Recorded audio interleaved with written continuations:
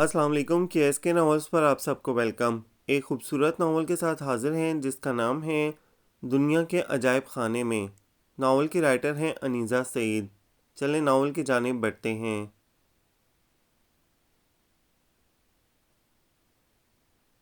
بارش شام سے زور و شور سے ہو رہی تھی۔ صبح سے گھر گھر کر آنے والے سیاہ بادلوں نے سر شام ہی تاریکی پھیلا دی تھی۔ امی اور پھپھو بھی سر شام ہی کاموں سے فارغ ہو کر اپنی من پسند گفتگو میں کچھ دیر مشغول رہنے کے بعد اب تک غالباً سو چکی تھیں۔ وہ دیر سے اپنے کمرے میں بیٹھی باقی کمروں سے آنے والی آوازیں سن کر گھر میں موجود لوگوں کی ایکٹیویٹیز کا اندازہ کر رہی تھی۔ آہستہ آہستہ تمام کمروں کی لائٹس آف ہونے، کوریڈور کا نائٹ بلب آن ہونے، دروازے لاک ہونے کی آوازیں آنے لگیں۔ یہ بابا تھے جو دن بھر کا آخری کام بڑی خوشدلی سے سر انجام دیا کرتے تھے۔ اس نے بابا کے قدموں کی ہلکی چاپ کوریڈور کے بیرونی دروازے تک جاتی اور پھر بغیر دروازے کو لاک کیے واپس آتے سنی۔ بیرونی دروازہ انہوں نے یقیناً حسب معمول عمر کے لیے کھلا رکھا تھا۔ ان کے قدموں کی ہلکی چاپ کوریڈور کے درمیان میں آ کر ختم ہو گئی۔ اب وہ کچھ دیر ہزاروں بار دیکھی وہ چھوٹی چھوٹی پینٹنگز، اسپین کے کسی پبلک پارک کے ایک گوشے کی پوسٹر سائز تصویر کچھ دیر تک بغور اس امید پر دیکھیں گے کہ شاید اس دوران عمر واپس آ جائے اور دروازہ یوں ہی کھلا نہ رہے۔ واہ بابا، آپ غالباً باوجود کوشش کے عمر کی ان لاپرواہیوں پر ناراض ہوتے ہوئے بھی اس کی محبت اور احترام دل سے تھوڑا سا بھی نہ نکال سکے۔ اس نے ہمیشہ کی طرح ذرا سے حسد کے جذبے سے مغلوب ہو کر سوچا اور ہاتھ میں پکڑی کتاب جسے 2 گھنٹے تک پکڑے رکھنے کے باوجود پڑھ نہ سکی تھی، میز پر رکھ کر اپنے کمرے کے دروازے تک آئی اور بغیر دروازہ کھولے بابا کے انتظار کی انتہا کی منتظر رہی۔ اس کی توقع کے عین مطابق تقریباً آدھے گھنٹے بعد بابا تھکے قدموں سے اپنے کمرے میں جاتے سنائی دیے۔ قدموں کی اس چاپ میں ہلکی مایوسی تھی، امید ٹوٹ جانے کا سا شائبہ۔ بے اختیار اس کا دل چاہا وہ ان کے پیچھے جائے، ان سے ان کی من پسند باتیں کرے، اخلاقی طور پر بغیر احساس دلائے ان کی ہمت بندھائے۔ وہ ایسا کر سکتی تھی۔ زندگی کے مختلف امور کے سلسلے میں بابا کی پریشانی پر ایسا کرتی بھی رہی تھی، مگر یہ مسئلہ عمر کا تھا جس میں وہ باوجود خواہش کے ایسا نہیں کر سکتی تھی۔ اپنے بے اختیار باہر کی جانب بڑھتے قدموں کو بمشکل قابو میں کرتے ہوئے وہ واپس اپنی اسٹڈی ٹیبل کی طرف آئی اور وہ کتاب جسے وہ پچھلے 2 گھنٹوں سے ہاتھ میں لیے رکھنے کے باوجود پڑھ نہ سکی تھی، پڑھنے میں مشغول ہوئی۔ اس کی نظریں کتاب پر ضرور تھیں مگر اس کے کان لاشعوری طور پر بیرونی دروازہ کھلنے اور باہر سے اندر آنے والے قدموں کی چاپ سننے کے منتظر تھے۔ وہ اس لاشعوری انتظار کی کیفیت سے پیچھا چھڑانے کی خواہش لیے سونے کے لیے لیٹنے کے باوجود تمام رات ذرا سی آہٹ پر بھی چونک کر اٹھتی رہی، مگر بیرونی دروازہ نہیں کھلا۔ صبح ناشتے کی میز پر حسب معمول امی اور پھپھو کی ہی گفتگو جاری تھی۔ سلائس پر مارملیڈ کی تہہ لگاتے ہوئے اس نے ذرا نظر اٹھا کر بابا کو دیکھا۔ ان کی آنکھیں یقیناً شب خیزی کے نتیجے میں سرخ ہو رہی تھیں۔ پھر اس نے عمر کی خالی کرسی کو دیکھا اور سر جھکا کر ٹوسٹ کترنے لگی۔ اور یہ عمر! گفتگو کے دوران اچانک امی کو یاد آیا کہ رات بھر گھر نہیں آیا، بھائی صاحب کو معلوم ہوگا۔ پھپھو ہمیشہ کی طرح ذمہ داری بابا کے کندھوں پر رکھ کر بری ذمہ ہوئیں۔ ہاں وہ! بابا نے ہاتھ میں پکڑا سیب اور چھری پلیٹ میں رکھی اور کچھ کہنے کے لیے تمید مارنے لگے، اور اب ہمیشہ کی طرح بابا عمر کی مصروفیات کی ایک طویل فہرست سنائیں گے۔ صحافی کی ذمہ داریاں، اور وہ بھی عمر جیسے صحافی کی ذمہ داریاں، کیریئر بنانے کے لیے دی جانے والی ممکنہ قربانیاں، ڈیڈیکیشن کے تقاضے، کمٹمنٹ کے فائدے۔ وہ کافی دیر تک اس قسم کی گفتگو کرنے اور الفاظ کی جادوگریاں دکھا کر ان میں عمر کو بے قصور ثابت کرنے کے ماہر ہو چلے تھے، اور آخر میں وہ ایک جملہ کہتے، کل صبح وہ مجھ سے کہہ کر گیا تھا کہ آج دیر سے آؤں گا، ممکن ہے نہ ہی آؤں۔ عائزہ نے اپنی توجہ اپنے خیالات سے ہٹا کر بابا کی جانب مبذول کی۔ وہ یہی کچھ سنا رہے تھے، اور وہ شب خیزی، رات بھر کا انتظار، اس کا دل کہنے کو چاہا، مگر وہ بابا کا دل نہیں دکھا سکتی تھی۔ اوفو، بور ہو چکے اب تو۔ اس نے چائے کا آخری گھونٹ حلق سے اتارتے ہوئے البتہ یہ ضرور سوچا تھا۔ باہر سے تانیہ کی پکار سننے پر اس نے بیگ اٹھایا اور ٹیبل پر موجود افراد خانہ پر ایک نظر ڈالی۔ خدا حافظ۔ بابا کو ذرا غور سے دیکھتے ہوئے اس نے بآواز بلند کہا۔ نہ جانے کیوں انہوں نے ہڑبڑا کر اخبار آنکھوں کے سامنے کر لیا۔ گھر سے کالج تک کے فاصلے میں بھی مختلف سوال اس کے ذہن میں گردش کرنے لگے تھے، جنہیں تانیہ کے گزشتہ رات دیکھے طویل دورانیہ کے کھیل کے متعلق گفتگو بھی نہیں نکال سکی۔ کیا تمہارے اینٹینا کی تاریں اڑ گئی تھیں کل رات جو ڈرامہ نہیں دیکھا؟ تانیہ نے اس کے ہوں ہاں پر ذرا خفا ہو کر پوچھا۔ نہیں، مگر میں نے پھر بھی ڈرامہ نہیں دیکھا، وہ قدرے سکون سے بولی۔ تو پھر پہلے ہی کیوں نہیں بتا دیا؟ وہ مزید خفا ہو کر بولی، اور ناراضگی کے اظہار کے طور پر سبز جلد والی پاکستان اسٹڈیز کی کتاب نکال کر رٹا مارنے لگیں، اور اگر میں آج کے ٹیسٹ میں فیل ہو گئی تو اس کی ایک وجہ یقیناً ہوگی کہ تم منہ پھلائے بیٹھی ہو خواہ مخواہ، اور ظاہر ہے مجھے بہت سی باتیں فیڈ نہیں کرو گی ٹیسٹ کے دوران، لیکن اب اس کا یہ مطلب بھی نہیں کہ آپ اپنے چاروں طرف سے بے نیاز ہو کر بیٹھ جائیں۔ اس نے خود کو ڈانٹا اور تانیہ کی طرف پاکستان اسٹڈیز کی سب ٹائٹل والی کتاب کی طرف متوجہ ہوئی۔ کالج سے واپسی پر گھر میں داخل ہوتے ہی عمر کی موٹر سائیکل پر نظر پڑتے ہی اس نے شکر ادا کیا، بابا سے حالت سرخروئی میں ملاقات ہوگی، اس کے لیے یہی بہت تھا۔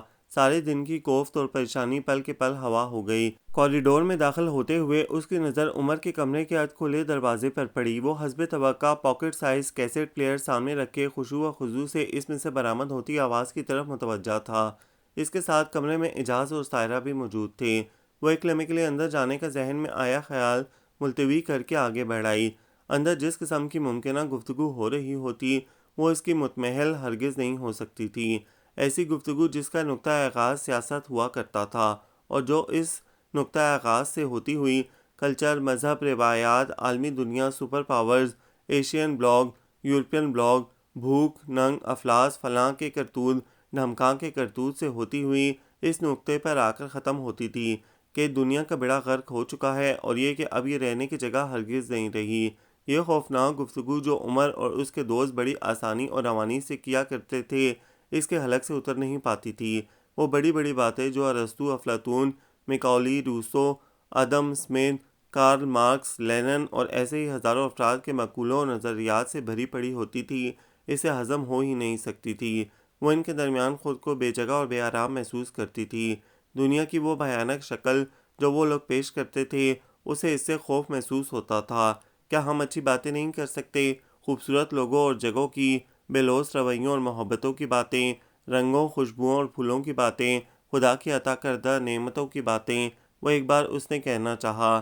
دراصل تم خوابوں کی دنیا میں رہنے والی لڑکی ہو جس کی زندگی کالج اور گھر تک محدود ہے، اپنی جیسی دوستوں اور ان کی باتوں تک، شادی کی تقریبات اور نت نئے جوڑوں تک، ٹی وی کے ڈراموں اور فلموں کے اداکاروں تک، تم اس سے آگے سوچ ہی نہیں سکتی۔ عمر کی اسی کولیگ سارہ احمد نے پہلی بار اسے اس کے متعلق بتاتے ہوئے بڑے عالمانہ انداز میں کہا تھا، تمہاری فیلڈ اور تمہارا ذہن اور چیزوں کے لیے بنا ہے، سیدھی سیدھی گھر گھسنی ٹائپ زندگی کے لیے۔ تم خواتین کے رسالے پڑھا کرو، ان میں جو کشیدہ کاری کے نمونے آتے ہیں انہیں نکال کر کشیدہ کاریاں کیا کرو، دسترخوان کے صفوں سے ترکیبیں پڑھ کر کچن میں طبع آزمائی کیا کرو، ریڈیو کے فرمائشی پروگراموں میں خط لکھا کرو۔ زیادہ ہی اہم کام کرنا چاہتی ہو تو بے وزن غزلیں لکھ کر رسالوں کے ایڈیٹروں کو بھجوانے کا کام کر سکتی ہو۔ تمہارے لیے اس سے بڑھ کر تخلیقی ایکٹیویٹی اور کیا ہوگی؟ یہ جو عالمی دنیا اور عالمی موضوعات ہیں یہ تمہارے بس کا روگ نہیں ہے۔ باہر کی دنیا تمہارے برتنے کے لیے نہیں بنی ہے۔ تم سیدھا سادہ بی اے کرو اور گھر بساؤ۔ یہ بھیانک مسائل حل کرنے کے لیے خدا نے خود ہی دماغ بھی پیدا کر رکھے ہیں۔ وہ ایک ٹک اس لڑکی سارہ احمد کے عالمانہ انداز دیکھتی رہی، اور وہاں سے اٹھنے سے پہلے اس نے ایک نظر عمر پر ڈالی جو یوں مسکرا رہا تھا جیسے اسے سارہ کے خیالات سے 100% اتفاق ہو۔ عمر کے کمرے میں منعقد ہونے والی کبھی کبھار کی ان محفلوں میں اس کے بعد شرکت نہ کرنے کی وجہ یہ نہیں تھی کہ وہ بھی سارہ احمد کے خیالات سے 100% متفق تھی، بلکہ اس کی وجہ یہ تھی کہ وہ زیادہ دیر تک خود کو بے آرام اور بے جگہ محسوس نہیں کر سکتی تھی۔ اس لیے ایسے کسی محفل کے دوران وہ خود کو مختلف کاموں میں مشغول رکھتی اور عمر کے کمرے کا راستہ بھول جاتی تھی۔ گھر کے اندرونی حصے میں معمول کا منظر تھا۔ عمر کے دوستوں کے لیے تازہ چائے دم کی جا رہی تھی، چائے کے ساتھ لوازمات سجائے جا رہے تھے۔ امی اور پھپھو ازحد مصروف تھیں۔ وہ منظر جہاں میری کوئی گنجائش نہیں، اس نے ایک بار پھر ذرا سا حسد محسوس کرتے ہوئے سوچا۔ بابا اپنے کمرے سے نکل کر عمر کے کمرے میں جاتے دکھائی دیے۔ اس خوفناک گفتگو میں بابا خاصا ایٹ ہوم محسوس کیا کرتے تھے۔ ان صحافیوں کو تو بھئی ہر بات کی خبر رہتی ہے، وہ خوش ہو کر کہا کرتے، اور ایسے وقت میں وہ عمر کی لاپرواہیوں اور غیر ذمہ دار رویوں پر دل میں امڑ آنے والے چھوٹے چھوٹے شکوے کتنی دریا دل سے نکال پھینکتے تھے، یہ صرف وہ جانتی تھی۔ اس سارے میں بابا کا کیا قصور ہے؟ اپنے کمرے میں آ کر بیگ میز پر رکھتے ہوئے اس نے سوچا، ایک بیٹے کی شدید خواہش خواہ وہ کسی طرح سے ہی پوری ہو، بیوہ بہن کے یتیم بیٹے کی سرپرستی کے ذریعے سے ہی صحیح۔ شدید خواہش کا پورا ہونا بھی ایک نعمت غیر مترقبہ ہوا کرتا ہے، جبھی تو بابا عمر کو اتنی احتیاط، محنت اور نرمی سے پال کر جوان کرتے رہے، اور اس کے سلسلے میں وہ کتنے فراخ دل تھے اسے اچھی طرح یاد تھا۔ جب پھپھو اور عمر کو وہ اپنے ساتھ لائے تھے اور پھپھو کو تسلی دیتے ہوئے کہ عمر کی کوئی فکر نہیں کریں، میرا کوئی بیٹا نہیں تھا نا، بس آج سے یہ میرا بیٹا ہے۔ انہوں نے کتنے مان سے اس کے بارے میں پہلا فیصلہ کیا تھا، میں اسے ڈاکٹر بناؤں گا، سرجن ہارٹ اسپیشلسٹ۔ وقت کے گزرنے کے ساتھ انہیں معلوم ہوا کہ عمر کا رجحان میڈیکل سائنس کی طرف ہرگز نہیں، اور وہ ان لوگوں میں سے بھی نہیں تھا جو اپنوں کی خواہش کے احترام میں خود پر جبر بھی کر لیا کرتے ہیں۔ تو انہوں نے اپنا پہلا بیان بدل لیا، ڈاکٹر تو سبھی بن جاتے ہیں، انجینئرز کی کیا بات ہے۔ ایف ایس سی میں داخلہ لینے کے مرحلے پر انہوں نے کہا۔ ایف ایس سی میں عمر کے چل نہ سکنے پر یہ بیان پھر بدل گیا، ضروری نہیں انجینئر ہی بنا جائے، ایف اے کے بعد آرمی بھی جوائن کی جا سکتی ہے۔ وہ بغیر کسی تیاری کے آئی ایس ایس بورڈ کے سامنے جا بیٹھا، نتیجہ پھر بابا کی توقعات کے عین برعکس تھا۔ اس میں تو خیر اس کو دلچسپی نہیں تھی، محنتی اور لائق تو بہت ہے، بی اے کے بعد مقابلے کا امتحان دے لے گا، وہ تسلی دیتے ہوئے کہتے رہے۔ مگر بی اے کے بعد وہ بجائے مقابلے کا امتحان دینے کے آوارہ گردی میں مشغول ہوا۔ لا کر لو، اس میں بھی ڈاکٹریٹ کیا جا سکتا ہے، بابا کمزور آواز میں بولے۔ اس وقت وہ پہلی بار سر اٹھا کر بولا، اگر آپ دل سے چاہتے ہیں کہ میں کچھ کر لوں ماموں جان تو مجھے میری مرضی سے چلنے دیجیے۔ ضرور بیٹا، وہ امید بھری نظروں سے دیکھنے لگے۔ میں جرنلزم میں ایم اے کروں گا، مجھے معلوم ہے یہی میری فیلڈ ہے۔ بس اسی وقت سے بابا کی زندگی میں نہ جانے کیا انقلاب آیا کہ وہ جرنلزم کی تعریف میں رد بلسان رہنے لگے۔ آزاد بے باک نڈر صحافت، کلئی کھول دینے والی صحافت، برائی کی گراس روٹ تک پہنچنے والا قلم اور نہ جانے کیا کیا۔ وہ اٹھتے بیٹھتے اس شعبے کے بارے میں تقریر سی کرتے۔ یہ ان کی خوش قسمتی تھی کہ اب کے عمر نے انہیں قطعی مایوس نہیں کیا۔ فائنل امتحان کا نتیجہ نکلا تو شام کے اخبار میں اس کے گولڈ میڈل لینے کی خبر نے گویا بابا کی تمام عمر کی خفتوں کا بوجھ اتار دیا۔ وہ یوں خوش پھر رہے تھے گویا کوئی محاذ فتح کر آئے ہوں۔ پھر عمر کو ایک لیڈنگ نیوز پیپر میں جاب مل گئی۔ اس پبلیکیشن ادارے کے ہفتہ وار میگزین میں بھی اس کی رپورٹس چھپنے لگیں۔ دن بدن نام اس کا اور سر بابا کا بلند ہوتا گیا۔ یہ سب کچھ تو اپنی جگہ ہوا، مگر بابا عمر کے اندر سے ازلی لاپرواہی اور غیر ذمہ داری کا کیڑا نہ نکال سکے، جس نے انہیں اس کی طرف سے دوسروں کے سامنے سر جھکانے پر مجبور کیا۔ مگر اب ایسا تھا کہ عمر اتنے پلس پوائنٹس جمع کر چکا تھا کہ ان خامیوں سے بابا چشم پوشی کر لینے کو کچھ اتنا برا نہیں سمجھتے تھے۔ بابا ایک بیٹے اور بیٹی کی وجہ سے بلند ہونے والے سر کے ہمیشہ سے اتنے مطمئن تھے کہ آئزہ کو عمر سے ان کی اس درجہ محبت پر کبھی کوئی اعتراض نہ ہوتا اگر وہ اس کا حصہ بھی تھوڑا بہت اس کو دیتے رہتے، مگر اس کی قسمت کہ ایسا کبھی نہیں ہو سکا۔ پھپھو اور عمر کے آ جانے کے بعد وہ صرف اور صرف عمر کے ہو کے رہ گئے، اور وہ مکمل طور پر امی اور پھپھو کے زیر سایہ دن گزارتی رہی۔ تعلیم کے میدان میں عمر کے بارے میں فیصلے کرتے بابا کو دیکھ کر بارہا اس کا دل چاہا کہ وہ اس کے بارے میں بھی یوں ہی فیصلے کریں۔ وہ ایک دفعہ کر کے تو دیکھتے، اسے یقین تھا کہ وہ کبھی ان کو عمر کی طرح مایوس نہیں کرتی، مگر اس کی اس خواہش کے برعکس اس کی دفعہ ہر بار بابا اپنی مرضی کرو، آسان مضمون پڑھو، سیدھے سیدھے پاس ہو جاؤ وغیرہ وغیرہ کہہ کر بری ذمہ ہو جاتے، اور وہ اپنی مرضی سے آسان مضمون پڑھ کر سیدھی سیدھی پاس ہوتی رہی۔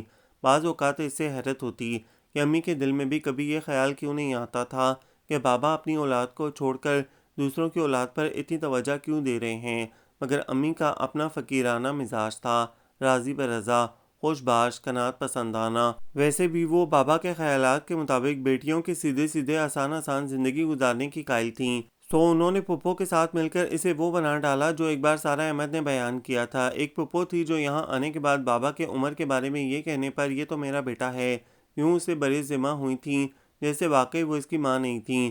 اس پر اپنا استحقاق وہ صرف اس وقت جتاتی جب اس کی شادی کی بات ہوتی۔ بات ڈھونڈنے کی کیا ضرورت ہے، میری عائزہ جو ہے، اور امی ان کی اس بات پر نہال ہو جایا کرتی تھیں۔ وہ جانتی تھی کہ دل میں بابا بھی اسی قسم کی بات سوچے بیٹھے تھے۔ اگر وہ ذہنی طور پر واقعی اتنی کم شعور اور ناپختہ ہوتی جتنا کہ لوگوں کا اس کے بارے میں خیال تھا، تو شاید وہ بھی روایتی مشرقی لڑکی کی طرح اس بات سے ضرور متفق ہو جاتی، بلکہ ایک زمانے میں وہ ہوا کرتی تھی۔ اس زمانے میں عمر کو نئی جاب ملی تھی۔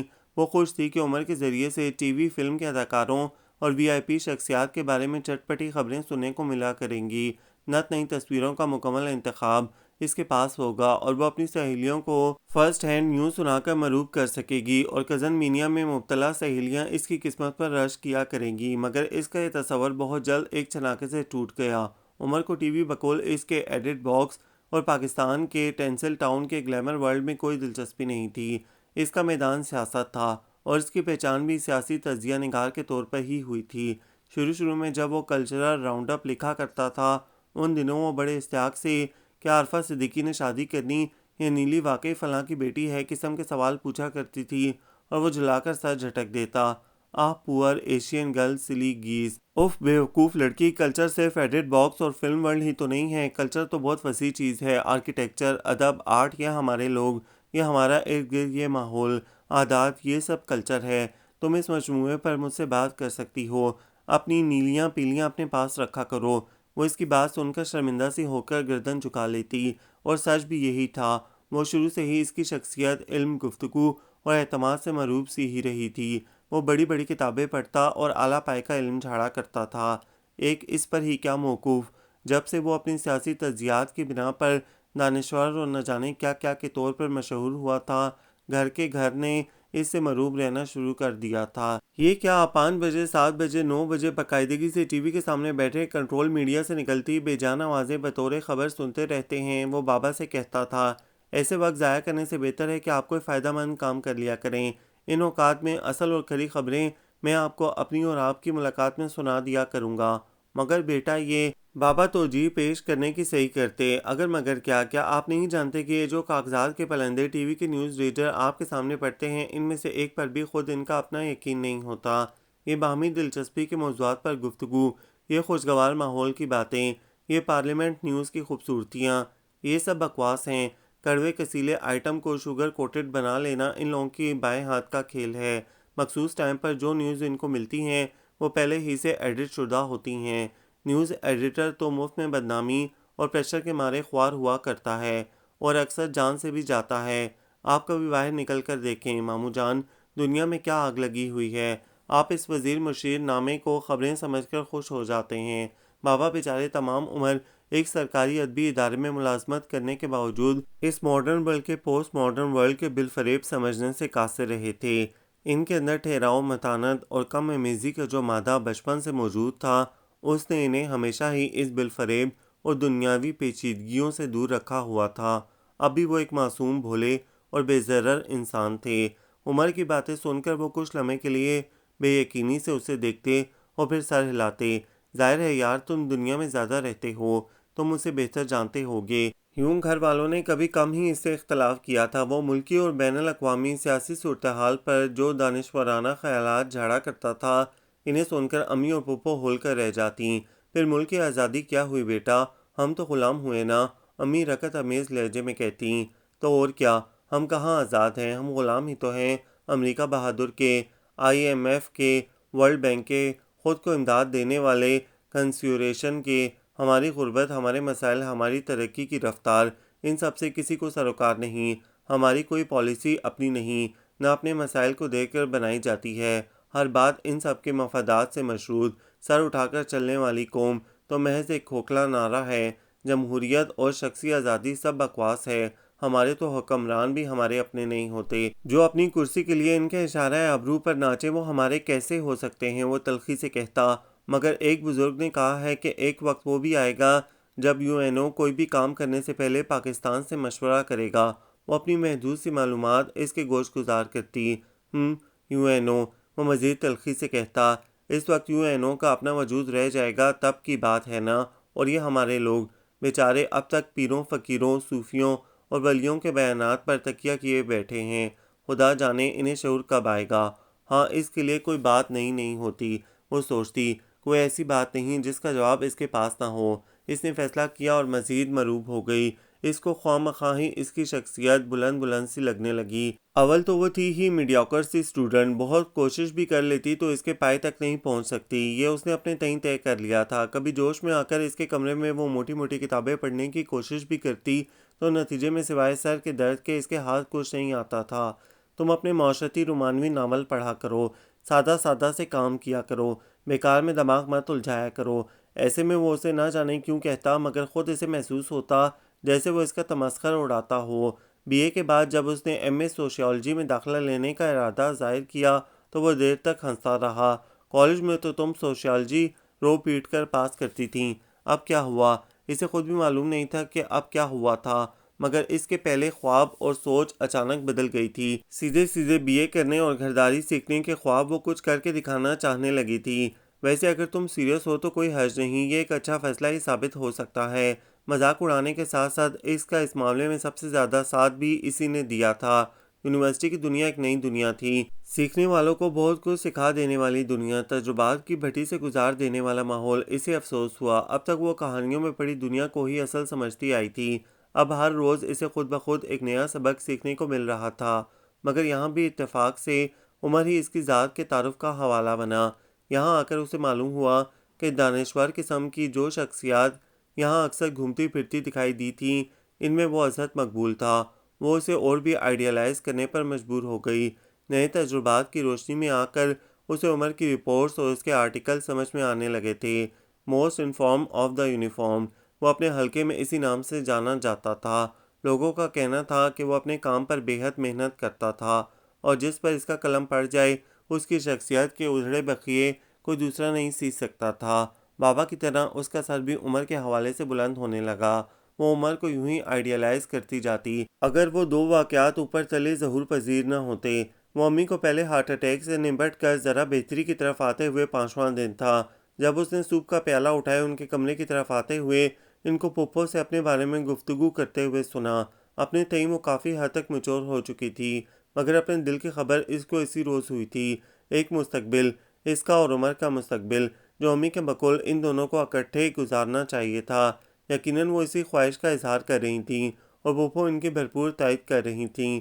عجیب اتفاق تھا کہ ہمیشہ سے اکٹھے رہنے کے باوجود خود اس کے اپنے دل میں ایسا خیال کبھی نہیں آیا تھا۔ اس سے بھی زیادہ عجیب اتفاق یہ تھا کہ اب تک اس کی کسی ایک دوست کو بھی اسے اس حوالے سے تنگ کرنے کا خیال نہیں آیا تھا۔ اس کی بڑی وجہ یقیناً عمر کے طرز زندگی اور وہ مقام تھا جو سب نے اس کو دے رکھا تھا۔ وہ تمام عمر بابا اور عمر کے درمیان پائی جانے والی کشمکش کو دیکھتی اور لاشعوری طور پر بابا کی سرخوری کی دعائیں ہی مانگتی رہی، اور جب بابا سرخرو ہوئے تو اسے معلوم ہوا کہ اس کشمکش کے اندر سے جو ریفائنڈ اور ریفارمڈ عمر حسن نکلا تھا، شکست خوردہ تو وہ بھی ہرگز نہیں تھا۔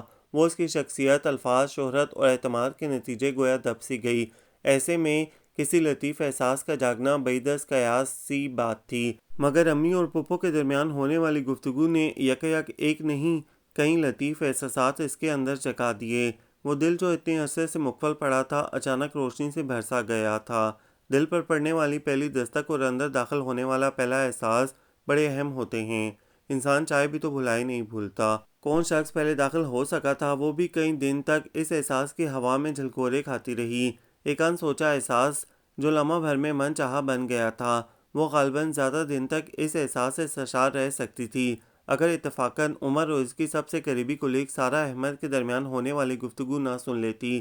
یقیناً امی، پھپھو یا بابا میں سے کوئی عمر سے وہ بات کر چکا تھا۔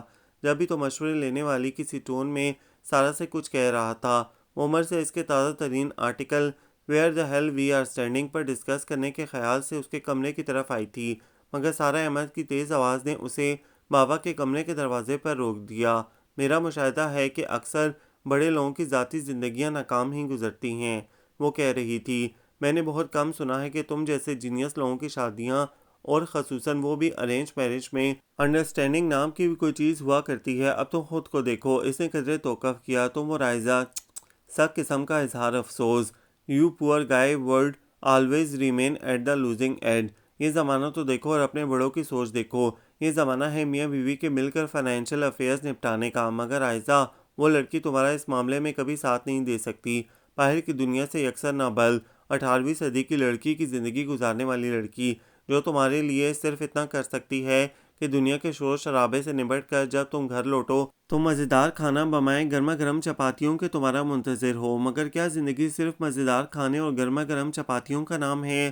اس وقت جب تمہارا دل باہر کے معاملات کسی سے ڈسکس کرنے کو چاہے گا اور جواب میں تمہیں بہترین بوتیکس کے نیو ارائیولز کی قیمتیں، بریزے کے چکن، امپورٹڈ شوز، ڈائمنڈز اور ہر قسم کے سٹونز، 24 کیرٹ گولڈ کے بھاؤ، کچن اپلائنسز کی نئی رینج سننے کو ملے گی، بلکہ تم پر پریشر ہوگا کہ تم یہ سب مہیا کرو۔ گھر کے ہر کونے میں کرسٹل کارنر بناؤ، کچن میں انگلش کراکری اور جدید الیکٹرک گڈز کے ڈھیر جمع کرو، وارڈروب نت نئے جوڑوں سے بھر دو۔ جولری کے ڈھیر لگا دو، تو سوچو تمہاری ریفائنڈ قسم کی روح یہ بوجھ برداشت کر سکے گی؟ کیا وہ تمام عمر زخم نہ رہے گی؟ I'm sorry عمر، میں تمہیں یہ مشورہ نہیں دے سکتی۔ اپنے اندر ہمت پیدا کرو اور اپنے بزرگوں سے کہہ دو کہ تم ہواؤں میں اڑتی پھرنے والی، زمان و مکان کی قید سے آزاد رہنے والی روح ہو۔ تمہیں واپس ڈاؤن ٹو ارتھ، نیچے زمین پر لانے کی کوشش نہ کریں۔ 21ویں صدی کی دہلیز پر کھڑی ماڈرن بلکہ پوسٹ ماڈرن ایرا کی دانشور خاتون کے اس پرمغز تبصرے نے معصوم عائزہ کیانی کے چند روزہ حسین خوابوں کی دھجیاں کچھ اس طرح اڑائیں کہ وہ ٹکڑا ٹکڑا سمیٹنے کی کوشش میں دماغ ہلا بیٹھی۔ اس کے بعد کی بات سننے کی اس میں ہمت نہیں تھی، اور نہ ہی اس نے سنا کہ جواب میں عمر نے کیا کہا تھا۔ البتہ اپنے کمرے میں آ کر بیٹھنے کے کچھ دیر بعد بارہا اس کا دل چاہتا رہا کہ وہ واپس جائے اور ان دونوں دانشوروں سے پوچھے کہ انہوں نے اسے جتنی ستائی اور عام سی لڑکی سمجھ رکھا ہے، حقیقت میں ایسا نہیں ہے، بلکہ اس کو کچھ روایتیں، ایک انداز زندگی اچھا لگتا ہے۔ وہ اس کے اندر جھانک کر دیکھیں تو وہ انہیں خود سے زیادہ تیاری کے ساتھ 21ویں صدی کی دہلیز پر کھڑی، بلکہ اس کے اندر جانے کی خواہشمند نظر آئے گی، بلکہ اسے الفاظ کے جادو جگانے اور پر کے کوے بنانے نہیں آتے۔ یہی وجہ تھی جو پوسٹ ماڈرن عراق کی وہ خاتون اس کو حقیر سمجھنے کی جرات کر رہی تھی۔ پھر اسے عمر کا جواب سننے کی خواہش ہونے لگی، مگر ایک انجانا اندیشہ اسے روکنے لگا۔ کیا خبر اس کا جواب کیا ہو؟ شاید اس کا معصوم دل کچھ دیر مزید ایک خود ساختہ غلط فہمی میں مبتلا رہنا چاہتا تھا، مگر اسے زیادہ دیر تک عمر کے جواب سے متعلق یقین و بے یقینی کی کیفیت میں مبتلا نہیں رہنا پڑا۔ یہ اس سے اگلے روز کی بات تھی، جب شام کے وقت عمر اس کے کمرے میں آیا۔ ایسا بہت کم ہوتا تھا، وہ اپنی کسی انتہائی ضرورت کے وقت ہی اس کے کمرے میں آتا تھا، اور یقیناً یہ بغیر ضرورت کی آمد چونکا دینے والی تھی۔ وہ بڑے آرام سے اس کے سامنے کرسی پر جم گیا اور کچھ دیر تک خاموش بیٹھا رہا۔ توقف کا یہ دورانیہ عائزہ نے خود کو ملامت کرتے گزارا۔ اس کے ہاتھ میں جو کتاب تھی وہ کسی دانشورانہ موضوع پر نہیں تھی، جسے اس نے عمر کے اندر آنے پر لاشعوری طور پر چھپانے کی کوشش کی تھی۔ ایسی کوئی بھی حرکت عمر کی تیز نظروں سے پوشیدہ نہیں رہتی تھی اور اس کے لیے باعث مذاق بھی بن سکتی تھی، مگر خلاف توقع وہ خاموش اور سنجیدہ تھا۔ توقف کے اس دورانیے کے بعد وہ اپنے پروفیشن پر بات سے شروع ہوا۔ اس گفتگو میں عائزہ کو صحافی کیا ہے، کیوں ہے، کیسے ہے، آزاد صحافت، پیلی صحافت، پرنٹ میڈیا کی افادیت، صحافی کی ذمہ داریاں اور نہ جانے کیا کیا، سیر حاصل معلومات کا خزانہ ہاتھ آیا۔ بولڈ اور آزاد صحافی کو ہمیشہ ایک بہترین نقاد بننا پڑتا ہے۔ وقت کے وقت ذہن کو ایک پروسیس آف چینج سے گزرنا پڑتا ہے، ہر نقطہ نظر کو ایک ہی تناظر سے دیکھنا پڑتا ہے۔ اب وہ بغیر موضوع کے ایک تقریر سی کر رہا تھا۔ وہ کیا کہنا چاہتا تھا یہ عائزہ کی سمجھ میں بہت دیر تک نہیں آیا۔ تم یونیورسٹی جاتی ہو، تم نے دیکھا ہوگا آج کی عورت کتنی مختلف ہے۔ پھر اس نے اچانک موضوع بدلا۔ کیا مطلب آج کی عورت، کل کی عورت؟ اس نے بغیر کچھ سمجھے جواب دیا۔ جواب میں وہ جھنجلا کر ہمیشہ کی طرح آہ وومن سلی گیز، اوہ بیوقوف لڑکی کا نعرہ لگاتے لگاتے رک گیا۔ یہی تو تمہارا مسئلہ ہے۔ دیکھو میرا مطلب ہے تم نے دیکھا ہوگا آج کل لڑکیاں کس طرح دھڑ دھڑ کیریئر اورینٹڈ سبجیکٹس پڑھ رہی ہیں، business, computer, public administration, journalism اور نہ جانے کیا کیا، صرف اس لیے کہ اب زمانہ بدل گیا ہے۔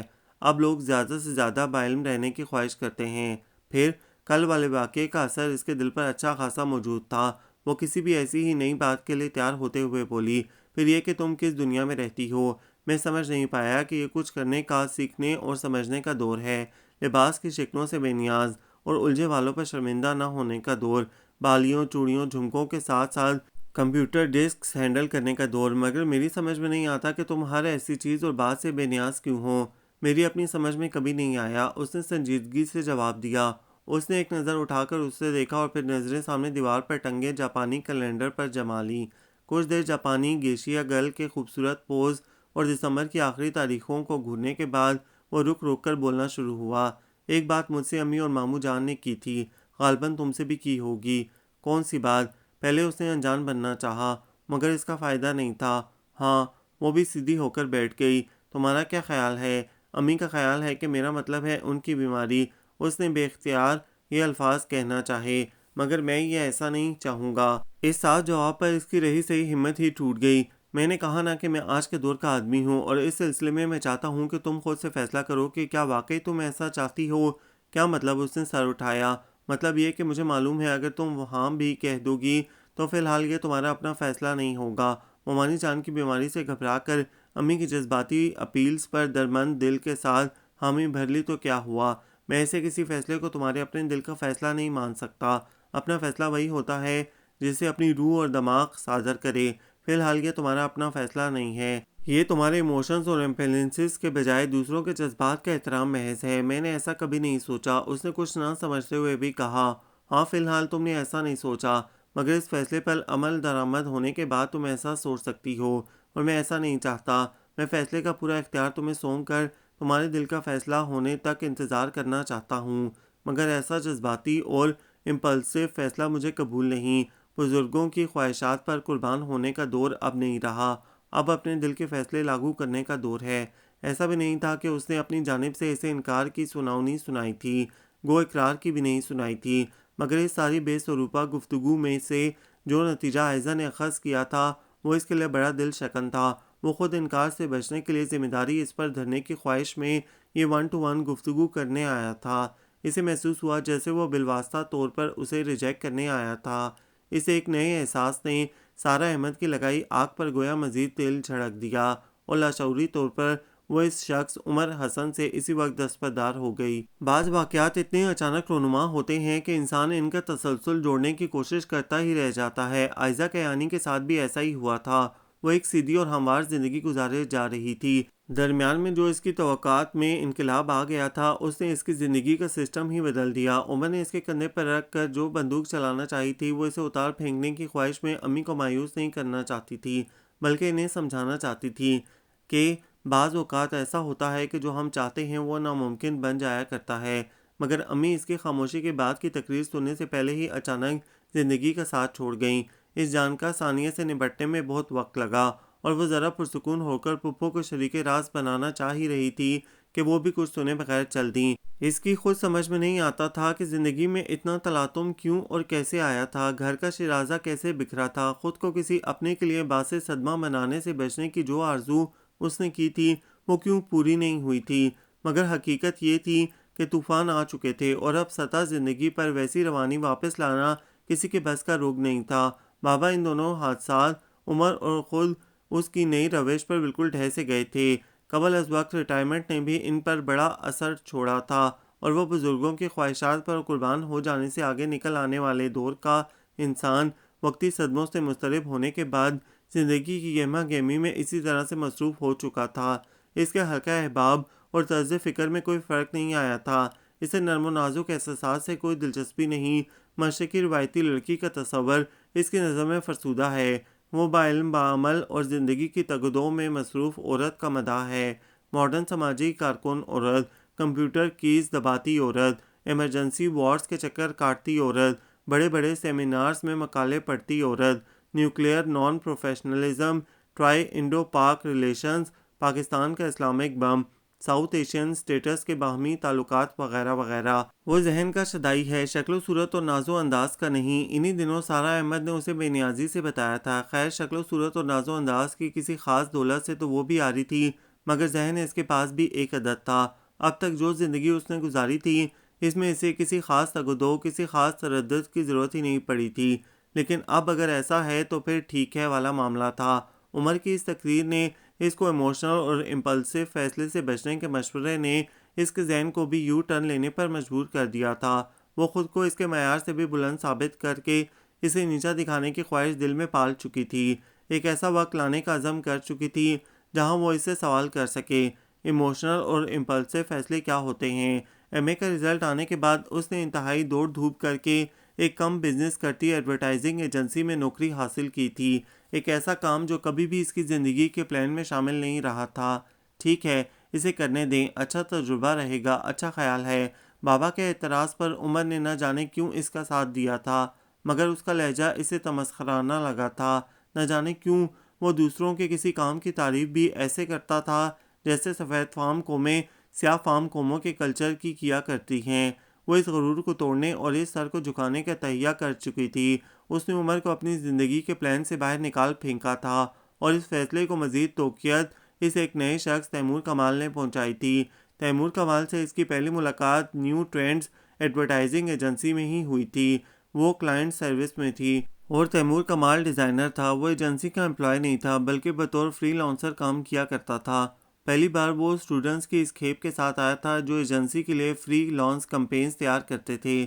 میں کمرشل ڈیزائنر نہیں ہوں، پہلی ملاقات میں تیمور کمال نے بتایا تھا، مگر پاپی پیٹ کی خاطر مجھے ایسا بننا پڑا۔ میں کمرشلزم کو تخلیقی کام کے مقابلے میں لعنت خیال کرتا تھا، مگر اب مجھے معلوم ہوا ہے کہ جب پیٹ میں روٹی اور ہاتھ میں پیسہ ہو تو ہر چیز کے خلاف نعرے بلند کیے جا سکتے ہیں، مگر پیٹ کی بھوک اور زمانے کی ٹھوکریں آپ کی ساری آئیڈیالوجی تباہ کرنے کے لیے کافی ہوتی ہیں۔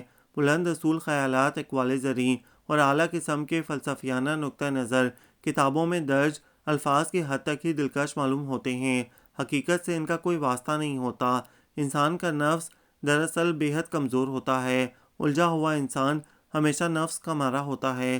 وہ اپنے گروپ میں بیٹھا تقریر کر رہا تھا اور اس کی باتیں نہ جانے کیوں عائزہ کیانی کے دل میں اترتی جا رہی تھیں۔ پھر وہ اکثر آنے لگا اور اس سے ملاقاتوں کا سلسلہ بڑھنے لگا۔ وہ ادھر ادھر کمرشل ڈیزائننگ کے ذریعے پیسہ بنا کر اپنی اصل تخلیقی ڈیزائنز مکمل کرنا چاہتا تھا، ان کی نمائش کروانا چاہتا تھا۔ میرے جیسے لوگوں کو سپانسرز بھی نہیں ملتے، ایک بار اس نے انتہائی دکھ سے کہا، اور عائزہ کیانی نے اس لمحے میں اس کا دکھ بانٹنے کا فیصلہ کر لیا۔ دراصل اس شہر میں جنگل کا قانون رائج ہے، ہر جگہ ہر میدان میں طاقتور کا راج ہے۔ یہ سب سماجی تنظیمیں، رائٹر کلبز، سوشل سکلز، ہر جگہ پر مخصوص گروپس کا قبضہ ہے۔ باہر کا کوئی آدمی ان لوگوں کی مٹھی چاپی کے بغیر اندر داخل نہیں ہو سکتا۔ میرے ساتھ کے کئی لوگوں نے یہ اصول اپنایا اور آج وہ جانے پہچانے نام ہیں، مگر میں کیا کروں؟ میں انا کا مارا ہوا ہوں، میں اس خول کو توڑ نہیں سکتا۔ جب آدمی نامور ہو جائے اور اس ناموری کے عہد میں ٹی وی، ریڈیو پر، اخباروں میں شائع ہونے والے انٹرویوز میں فخریہ یہ اعلان کرے کہ میرا تعلق فلاں دیہات سے ہے تو لوگ بڑے امپریس ہوتے ہیں۔ دیہاتی بیک گراؤنڈ کا ذکر فوک کلچر کو پروان چڑھانے کے دعوے بظاہر بے حد ان معلوم ہوتے ہیں، لیکن اگر میرے جیسا آدمی پہلی سیڑھی پر یہ بتائے کہ جی میں فلاں جگہ سے آیا ہوں اور یہ سب میرے اندر کے پیدائشی آرٹسٹ کا کمال ہے، تو میرے سارے کینوس اٹھا کر ایک طرف رکھوا دیے جاتے ہیں۔ ڈگری، ڈپلومہ لاؤ، ہم تمہارے متعلق بغیر کاغذ کے ان ٹکڑوں سے کیا جان سکتے ہیں؟ وہ کہتا اور اس کی ناکامیوں کی داستان سن کر عائزہ کا دل خون کے آنسو روتا۔ اس نے انگلش میں ایم اے کر رکھا تھا اور الحمرا سے ڈپلومہ کورس بھی، مگر وہ گمنام تھا۔ اس کے پاس سفارش اور تعلقات کی کمی تھی اور سب سے بڑھ کر اس میں انا بہت تھی، مگر اس کو جاننے والے تھوڑے بہت لوگوں کا یہ کہنا تھا کہ وہ اپنے کام کا ماہر تھا اور اس میدان میں اس کا علم اس قدر تھا کہ بڑے بڑے آرٹ کریٹکس، آرٹ کے نقادوں کے کان کاٹ سکتا تھا۔ اس بات کا اعتراف بعد میں بڑھنے والی ملاقاتوں کے دوران خود عائزہ کو بھی کرنا پڑا تھا۔ جب وہ مغربی مصوری کے امپریشن دور، انقلاب، فرانس و روس کے بعد کے دور، نیو پلاٹونک امپائر اور نازی جرمنی کے پروپیگنڈا آرٹ، جدید تجدیدی دور میں سنہری میسی کے نیچرل کلر، بیپیلو پکاسو کے ری ارینجڈ نیچرل کلرز، ویزلی کینڈمسکی کے مضبوط اور بولڈ فارمز پر بات کرتا تو ایسا لگتا جیسے موضوع پر علم کے دریا بہہ رہے ہوں۔ پھر وہ ڈیزائننگ کی تاریخ کھنگالتا، تمام بر اعظموں سے ہوتے ہوئے ایشیا، ساؤتھ ایشیا، برصغیر اور پھر پاکستان پر آتا اور یہاں کے مشہور و معروف ڈیزائنرز کو نام نہاد ڈیزائنر کا نام دیتا تو ارد گرد بیٹھا کوئی بھی شخص اس کے دلائل سن کر اختلاف کی جرات نہ کر سکتا تھا۔ شروع میں عائزہ نے اس کی گفتگو سے متاثر ہونے کے باوجود اپنی دیگر کولیگز کی طرح اسے angry young man of the present age کا خطاب دے کر ایک طرف ہو جانے کا ارادہ کیا، مگر جب وہ اپنے ساتھ ہونے والی ناانصافیوں کا ذکر کرتا تو بے اختیار اس کا دل اس کا حوصلہ بڑھانے کو چاہنے لگتا۔ مگر یہ نہ جانے کیسا اتفاق تھا کہ چند ملاقاتوں کے بعد وہ خود ہی آتے جاتے خاص طور سے اس کے پاس ضرور رکتا، حال احوال دریافت کرتا اور پھر حال احوال دریافت کرنے سے بات بڑھتے بڑھتے مسائل ڈسکس کرنے تک آن پہنچی۔ معلوم نہیں کیوں مگر جب میں نے پہلے روز تمہیں دیکھا تو میرے دل نے کہا کہ ہاں اس لڑکی سے حال دل کہا جا سکتا ہے۔ ایک روز اچانک اس نے کہا، تمہاری آنکھیں شفاف اور چہرہ ریا و مکر سے یکسر آ رہی ہے، تم جیسے لوگوں پر انسان بے حد بھروسہ کر سکتا ہے۔ پھر وہ اسے سٹپٹایا ہوا دیکھ کر وضاحت کرنے لگا تھا، دراصل انسانی سائیکی بھی عجیب چیز ہوتی ہے، ہم دوسروں سے ملتے ہیں، ملتے رہتے ہیں، مگر ان میں سے اکثر کا اصل تعارف بالکل اچانک ہوتا ہے۔ تم سے میرا اصل تعارف بھی بالکل اچانک مگر اتفاق سے پہلی ملاقات میں ہی ہو گیا تھا۔ عمر بھر میں پہلی مرتبہ کسی شخص نے اس کے سامنے صرف اس کے متعلق اتنی تفصیل اور توجہ سے بات کی تھی۔ بابا کو تمام عمر اپنی پروفیشنل مسائل اور عمر کا مستقبل سنوارنے جیسے جھنجھٹوں سے فرصت ہی نہیں ملی تھی۔ امی اور پھپھو کو اس میں اس حد تک تو بے حد دلچسپی تھی کہ وہ تمام گھریلو اور تعلیمی امور کتنی مستعدی سے سیکھتی ہے اور اس کے اخلاق اچھے گھرانوں کی لڑکیوں والے ضرور ہونے چاہیے، اور عمر کا تو سوال ہی کیا تھا، اس کی نظر میں سوائے اس کے اپنے کوئی دوسرا اہم نہیں تھا۔ نہ کوئی دوسری بہن یا بھائی تھا، نہ وہ بہت زیادہ دوستیاں پالنے کی اہل تھی، اور نہ ہی ان محدود دوستوں میں اپنی خاموش طبع کی بنا پر خود کو اہم بنا سکتی تھی۔ اسی لیے عمر بھر وہ خود کو غیر اہم جان کر ہر جگہ بیک بینچ پر رہنے کی ہی صحیح کرتی رہی۔ مگر تیمور کمال وہ پہلا شخص تھا جس نے اسے اچانک بیک بینچ سے نکال کر سب سے اگلی سیٹ پر عین روشنی کے نیچے بٹھا دیا تھا۔ تم ہمدرد ہو، دل اور حوصلہ بڑھانے کا فن جانتی ہو، نیک دل اور محبت کرنے والی لڑکی ہو، اس دور میں تمہارا تو کوئی مول ہی نہیں۔ پھر ایک روز تیمور کمال نے اس سے کہہ کر اسے اونچے سنگھاسن پر بٹھا دیا۔ نیو ٹرینڈز ایڈورٹائزنگ ایجنسی کے محدود سے کلائنٹس کو قابو میں رکھنے کی کوشش نے اسے گفتگو کا خاصا فن سکھا دیا تھا۔ ارد گرد کے ماحول نے اس کے خیالات اور ظاہری حلیے میں بھی انقلابی تبدیلیاں پیدا کر دی تھیں، اور عمر کو نیچا دکھانے کی بھرپور خواہش نے اس کو بدل جانے پر مجبور بھی کر دیا تھا۔ اس پر مستظار تیمور کمال کی باتیں: انسان خاموش کھڑا حالات دیکھتے رہنے کے بجائے کوشش کرے تو حالات کو بدل سکتا ہے۔ مضبوط انسان کو کوئی دوسرا ایکسپلائٹ کرنے کی جرات نہیں کر سکتا۔ یہ بات بظاہر تو اس نے تیمور کمال کا حوصلہ بڑھانے کے لیے کہی تھی، مگر اسے یوں لگ رہا تھا جیسے یہ بات وہ خود اپنے آپ سے بھی کہہ رہی ہو۔ نیو ٹرینڈ سے نکل کر اپنے کام کا دائرہ وسیع کرنے کی خاطر تیمور نے ہاتھ پاؤں مار کر ایک بڑی سی ایڈورٹائزنگ ایجنسی میں باقاعدہ نوکری کر لی۔ اس کا حلقہ احباب وسیع ہونے لگا۔ انا، خودی خودداری، یہ الفاظ آج کے دور میں غیر مستعمل ہو چکے ہیں۔ خود پر ان اعزازات کے تغرے سجا کر خود کو منوانے کی خواہش کرنے والا شخص کبھی کامیاب نہیں ہو سکتا۔ یہ زمانہ اسی کا ہے جو آگے بڑھ کر چھین لینے کا ہنر جانتا ہو۔ اس نے تیمور کمال کو بتایا اور خود حیران ہوئی۔ کل تک وہ عمر کے سامنے کھڑی دریافت کر رہی تھی، کیا مطلب آج کا دور، کل کا دور؟ زمانے کے استاد نے کیسا اس کو آج اور کل کے ادوار کا فرق بتایا تھا؟ وہ جسے خود زمانہ شناسی کا ذرا بھر بھی دعویٰ نہیں تھا، جو زندگی کی جدوجہد اور کوشش پیہم سے یکسر ناواقف تھی، تیمور کو امور زندگی کے سبق پڑھاتی رہی۔ شاید اس لیے کہ تیمور وہ پہلا شخص تھا جس نے اس پر اعتماد کیا تھا، اس کو اہم جانا تھا، اپنے دکھ درد سنائے تھے۔ شاید پس پشت اس کی نصیحتیں اور مشورے تھے جو تیمور نے ایک عرصہ بعد گمنامی کا چولہا اتار پھینک کر زمانے کو للکارنے کا فیصلہ کیا تھا۔ ایک بڑے نجی تجارتی ادارے نے اس کی پہلی ایگزیبیشن سپانسر کی تھی۔ نیرنگ، شاکر علی، الحمرا کئی بار اس کی نمائش ہوئی۔ پھر وہ لاہور سے نکل کر شہر شہر گھومنے لگا۔ اس کے کام پر ریویو، تبصرے لکھے جانے لگے اور ڈیزائنز حاصل کرنے کی خواہش کرنے والے لوگوں کی تعداد بڑھنے لگی۔ اسے ڈیزائننگ کی فیلڈ میں نیو ٹرینڈ سیٹر کا نام دیا جانے لگا۔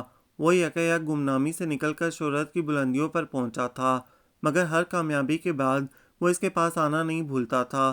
اگر تم مجھے نہ ملتی تو میں اب بھی نیو ٹرینڈز جیسی ایجنسیز کے لیے بیکار اشیاء اور تھرڈ کلاس کوالٹی کے کیلنڈر ڈیزائن کر رہا ہوتا۔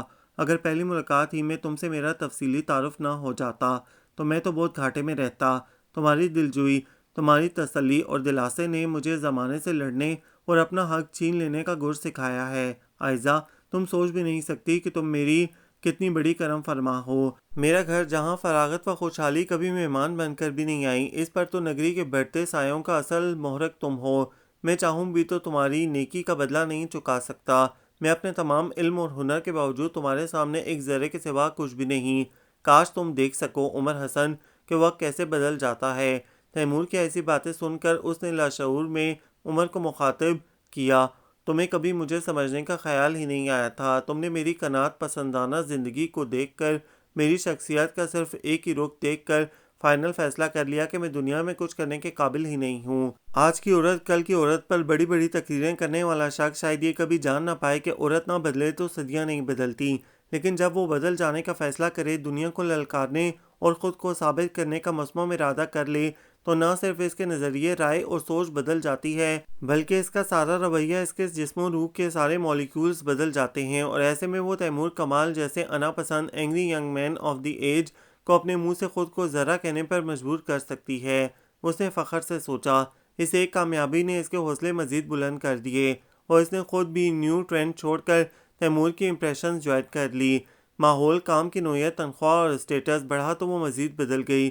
اب اس کا حلقہ احباب وسیع ہو چکا تھا، اونچے طبقے میں اٹھنا بیٹھنا بڑھ گیا تھا، تیمور کی مستقل رفاقت میسر تھی، وہ سوشل گیدرنگز میں شرکت کرنے لگی تھی، میڈیا کانفرنسز اور ایڈورٹائزنگ بزنس سے متعلق سیمینار سننے کا موقع ملنے لگا تھا، نام و سربلند ہونے لگا، باہر کی دنیا میں رونق اور گہما گہمی میں اضافہ ہو رہا تھا، گھر کے اندر کی دنیا میں مسلسل بے رونقی، اداسی اور بے کیفی بڑھ رہی تھی۔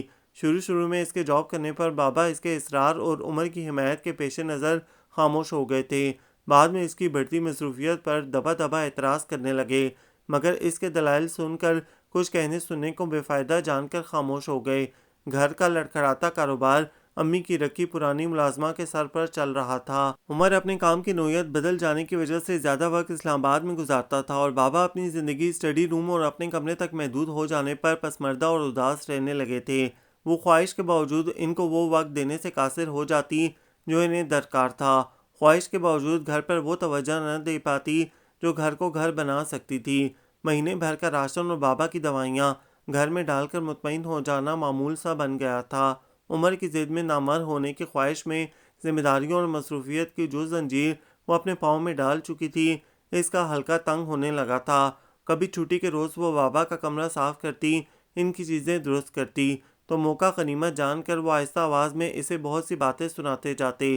وہ تنہائی محسوس کرتے تھے، انہیں رفاقت کی ضرورت تھی، اسے کس چیز کی کمی تھی، وہ کیوں نوکری کرتی تھی، وہ ہنر کیا ہوئے تھے جو امی اور پھپھو نے اس قدر جان فشانی سے اسے سکھائے تھے۔ پھر وہ اپنی ایک خواہش کی تکمیل تک اپنے سانس کی ڈوری بندھے رہنے کی خواہش کرتے۔ تمہارا گھر بس جائے، تم اپنی آئندہ زندگی میں سیٹ ہو جاؤ، میں پرسکون ہو جاؤں گا، تمہاری ماں کی، پھپھو کی اور خود میری خواہش تھی۔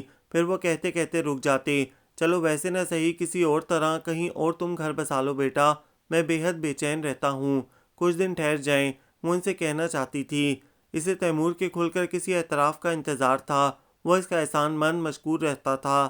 ایک عالم کے سامنے اس کے پوشیدہ ٹیلنٹ، ذہنی صلاحیتوں، پرخلوص شخصیت کی تعریف کرتا تھا، اپنے حالیہ نام اور مقام کو خدا کے بعد اس کی عطا قرار دیتا تھا۔ لاہور میں رہتا تو اس کے ساتھ وقت گزارنے کو ہر کام پر ترجیح دیتا تھا، مگر وہ چاہتی تھی کہ ایک بار فائنل پروپوزل کی بات وہ خود کرے، پھر وہ اسے بابا سے ملائے گی اور عمر کو بتائے گی کہ وہ لوگ بھی ہوتے ہیں جو انسان کے اندر چھپے ٹیلنٹ کو جان لیتے ہیں، جن کے سامنے صلاحیتوں کے مصنوعی اظہار کی ضرورت نہیں پڑتی۔ مگر تیمور کی شخصیت میں سب خوبیاں ہونے کے ساتھ ساتھ ایک عجیب پرسراریت بھی تھی۔ وہ اپنی زندگی کے بارے میں آغاز سے شروع ہوتا تھا، کہاں پڑھا، کیسے پڑھا، کیا حالات رہے، اپنی کامیابیاں، ناکامیاں، بہن بھائی، ماں باپ، اپنا علم، اپنی جدوجہد۔ ناکامی کے فیز سے نکلنے کے بعد اب وہ ایک بولڈ، آزاد، پراعتماد شخص تھا، مگر اس سارے میں سے نہ جانے کیوں اب تک وہ خواہش کے باوجود اس اصل شخص تیمور کمال کو نہیں نکال پائی تھی۔ اب تک وہ اس سے ملتی رہی تھی، لمبی لمبی گفتگو بھی کرتی رہی تھی، مگر اس شخص تیمور کمال سے اصل تعارف اب تک نہیں کر سکی تھی۔ کبھی کبھی اس کو یہ صرف اپنا وہم لگتا، مگر اکثر اسے ایسا لگتا جیسے اس نے اپنی اصل ذات کے اوپر پردے ڈال رکھے تھے، کفل لگا رکھے تھے۔ وہ کسی کو اپنے انتہائی قریب آنے کا موقع نہیں دیتا تھا۔ اس کے بارے میں سب کچھ جاننے کا دعویٰ کرنے کے باوجود بعض اوقات اسے ایسا محسوس ہوتا کہ وہ ایک لمحے کے لیے بھی اسے سمجھ نہیں پائی تھی، اس کے قریب پہنچ نہیں پائی تھی، باہر کھڑی دروازے پر ہی دستکیں دے رہی تھی۔ کبھی کبھی جب وہ اپنے متعلق بات کرتے کرتے اچانک خاموش ہو جاتا تو اسے محسوس ہوتا جیسے وہ اس دروازے کے سامنے کھڑی پوری دنیا میں جلا وطن ہو۔ اپنی ساری کامیابیوں، شہرت اور عزت پر نازا ہونے کے باوجود تیمور کی ذات کی یہ بند کھڑکی اسے اکثر ایک الجھن میں مبتلا رکھتی تھی۔ وہ جو ظاہر کرتا تھا، جس بات کو بالواسطہ کہتا تھا، اسے براہ راست کہہ کیوں نہیں دیتا تھا، کرنے کا کام کر کیوں نہیں دیتا تھا؟ اس ایک اہم سوالیہ نشان کا جواب بھی اسے تیمور سے پہلی ملاقات کی طرح اچانک ہی ملا تھا۔ اس روز تیمور بہت دنوں کے وقفے کے بعد آفس آیا تھا۔ ایم ڈی اس کے ڈیزائنز اور اس کی نگرانی میں تیار ہونے والے ڈیزائنز پر بے حد بھروسہ کرتے تھے، اور وہ اگلے سال کے کیلنڈر اور ڈائریاں ڈیزائن کرنے کا سیزن تھا، اور بقول اس کے وہ پوری سنجیدگی اور توجہ سے کام کرنے کی نیت سے آیا تھا۔ آفس کا ٹائم ختم ہونے کے بعد بھی وہ دیر تک اکیلا بیٹھا کام کرتا رہا تھا، اور وہ محض اس کا ساتھ دینے اور اتنے دن اس کی غیر حاضری میں جمع ہونے والی باتیں کرنے کے خیال سے اس کے سامنے بیٹھی تھی۔ تیمور کی میز پر صبح کا اخبار رکھا تھا، اور اس کے درمیانی صفحے پر عمر کا تازہ آرٹیکل تھا۔ Islamabad accord and its aftermath, الفاظ کے جادو جگانے موصوف کو خوب آتے ہیں۔ وہ آرٹیکل کے خاص پوائنٹ بآواز بلند پڑھتے ہوئے بولی، اور اس وقت اس نے پہلی بار اس سے عمر کے بارے میں بات کی۔ ارے یہ تمہارا کزن ہے، وہ حیرت سے بولا، بڑا زبردست بندہ ہے، کمال ہے، مجھے تم نے اب تک بتایا ہی نہیں۔ یوں ہی کچھ ایسا ضروری بھی نہیں تھا نا بتانا، اس نے خود بھی حیران ہوتے ہوئے کہا، اس کے آرٹیکلز تو زبردست ہوتے ہیں، ویسے کیسا انسان ہے؟ وہ پینسل چلاتے ہوئے بولا، بڑا خود پرست، خود ذام اور نہ جانے کیا کیا۔ ہاں میں نے بھی اس کے بارے میں ایسا ہی کچھ سنا ہے۔ یہ عاصم خان تھا جو تیمور کو اپنے ڈیزائنز دکھانے آیا تھا۔ لوگ اس کے بارے میں اکثر ایک ہی کمنٹ دیتے ہیں، "He thinks that only he is wise and other are otherwise"۔ وہ بے اختیار ہنس دی اور اسی وقت تیمور کی میز پر دھڑا ٹیلی فون بجنے لگا۔ فون پر بات کے دوران وہ کچھ پریشان نظر آیا اور ریسیور رکھنے کے بعد مزید پریشان۔ "کیا بات ہے؟" عاصم پوچھ رہا تھا۔ "کس کا فون تھا؟" "گھر سے فون آیا تھا"۔ وہ اپنے سامنے سے چیزیں ہٹاتے ہوئے بولا۔ "کوئی مسئلہ؟" "ہاں یار، میں سنجیدگی سے کام کرنے کا وعدہ کر کے آیا تھا اور ادھر میری بیوی کی طبیعت سخت خراب ہے، میں کیا کروں؟ عین شام 7:35 پر امپریشنز کے آفس میں زبردست زلزلہ آیا اور ہر چیز عائزہ کیانی کی نظروں کے سامنے گھوم گئی۔ میں چلتا ہوں پھر، مگر زمان صاحب سے کیا کہوں، وہ کیا سوچیں گے؟ کوئی کہہ رہا تھا اب یہ تو ایمرجنسی سچویشن ہے۔ عاصم کی آواز آئی۔ وہ کوئی مشورہ دے رہا تھا مگر اس کے سرد اور کمزور ہاتھ بیگ اٹھا کر کندھے پر ڈال رہے تھے اور کچھ دیر بعد وہ گھومتے دماغ کے ساتھ اپنی کھٹارا سوزوکی سٹارٹ کر رہی تھی۔ اسے ہمیشہ سے یہ شک رہا تھا کہ دل سے کھل کر ہنسنا اسے کبھی راس نہیں آیا تھا، اور اس روز تو وہ عمر حسن پر غائبانہ طور پر ہی صحیح کھل کر ہنسی تھی، جبھی تو جہاں بیٹھی تھی وہاں زبردست زلزلہ آ گیا تھا اور اس کے خیالات کی خوبصورت دنیا جو اب اس کو احمقانہ معلوم ہوتی تھی بھسم ہو گئی تھی۔ وہ شوق کی کیفیت میں تھی اور اس سے نکلنے کی جدوجہد اسے خود کرنا تھی۔ تیمور کی ذات پر پڑے پردے اٹھانے اور بند قفل کھولنے کی خواہش اسے اپنی زندگی کی سب سے بڑی حماقت معلوم ہونے لگی تھی۔ کیا کوئی شخص مسلسل اتنی کامیاب اداکاری کر سکتا ہے؟ مجھے معلوم ہے اس روز تم سخت شوق کی حالت میں آفس سے نکلی تھی۔ بہت دنوں کے بعد تیمور سے ملاقات ہونے پر اس نے سنا وہ کہہ رہا تھا، "مجھے تمہاری بے حد فکر رہی۔ جس حالت میں تم ڈرائیو کرنے نکلی تھی اس میں کوئی حادثہ بھی ہو سکتا تھا، مگر میں مجبور تھا، مجھے فوراً گاؤں پہنچنا تھا۔ تمہارے نکلتے ہی دوسری کال آ گئی اور میں زمان صاحب کو بتائے بغیر ہی نکل گیا۔ اس کی سماعت جواب دینے لگیں۔ مجھے معلوم ہے کہ میری ذات سے تمہارے بہت سے خواب، بہت سی امیدیں وابستہ ہو چکی ہیں۔ مجھے افسوس ہے کہ خود میں بھی تمہارے معاملے میں خاصا غیر منطقی ہوتا رہا، جس کا نتیجہ یہ نکلا، مگر بہت سی باتیں حقیقت ہوتی ہیں، ان کو جیسا ہے کہ بنیاد پر قبول کرنا پڑتا ہے۔ میری یہ شادی میری زندگی کے بالکل ناپختگی کے زمانے میں حالات کی گردش میں پھنس کر کی گئی تھی، اور اب یہ میرے گلے میں پڑا ایک ایسا پھندا ہے جسے میں چاہوں بھی تو نہیں نکال سکتا۔ مجھے اس کو گلے میں ڈالے رکھنا ہی پڑے گا۔ تمہیں معلوم تھا کہ میں، اس نے پہلی بار زبان کھولی، اس کے باوجود تم نے مجھے پہلے خود سے نہیں بتایا۔ ہاں، وہ اطمینان سے بولا، اس کی ضرورت ہی نہیں پڑی، نہ تم نے کبھی مجھ سے پوچھا نہ میں نے بتایا۔ ویسے بھی یہ اندازہ مجھے کچھ دیر پہلے ہوا کہ تم میرے بارے میں کس طرح سوچتی ہو، گویا تم میرے بارے میں کسی اور طرح سوچتے تھے، اور غلط فہمی صرف میری ہی تھی۔ نہیں، میرا خیال ہے کہ میرے ہی غیر محتاط رویے کا یہ نتیجہ ہے۔